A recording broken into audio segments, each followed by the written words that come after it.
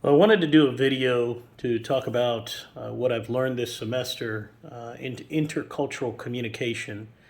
And I think I've learned mostly from this class that we have to make sure that we know ourselves. We need to know our biases, some of the things that we call right and wrong, and the differences that lie in between, and how we need to be very careful with that and understanding so that we will be open to to new things, to new experiences, and that's how we learn about culture. So, being able to communicate across those cultures, we got to make sure our biases and our preferences don't create barriers.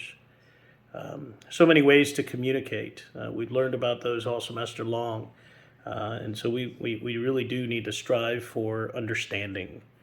Um, but the biggest thing that I've seen just in the study is just that God has been teaching me that to have a to have a love for others, we have to have a love for God, and really it's His love that He's shown us that produces this love for Him in return, and then that produces love for our neighbors, our brothers and sisters, and we have to see people like God sees people. That of all the different tribes and all of the different nations and languages, He just sees His people. And so we need to see them as our people as well. I think to be missional, we need to realize that we are in an incredible time where we have cultures all around us. I live in a community where I have all sorts of cultures. I have a couple right next to me that are from India, across the street from Haiti and Guyana, others from Jamaica, and still others that I know from American Samoa, and there's so many different cultures that we interact with. And I think it's just something that we got to be in proximity with those cultures, and we got to have the heart condition that we're going to be open to just taking time to get to know them and respect their culture. And so for this project, I wanted to just take a moment, and I took an opportunity to ask some of my friends, some of my Facebook friends, and even some friends of my wife who are co-workers of her, that at her work they have an international program where school teachers from all around the world are coming here to Florida to teach. And so we've gone to dinner with them, and we've talked to them, and they know I'm studying for my classes, and I asked them to help as well. And so I want to just present this little part of the video where my friends help us just really talk about God's love. Because God so loved the world, that is why we love other cultures. 하나님이 세상을 이처럼 사랑하사 परमेश्वर ने जगत से इतना प्रेम रखा कि उसने अपने एकलौते पुत्र दे दिया ताकि जो कोई उस पर विश्वास करे वह नष्ट न हो परंतु अनंत जीवन पाए।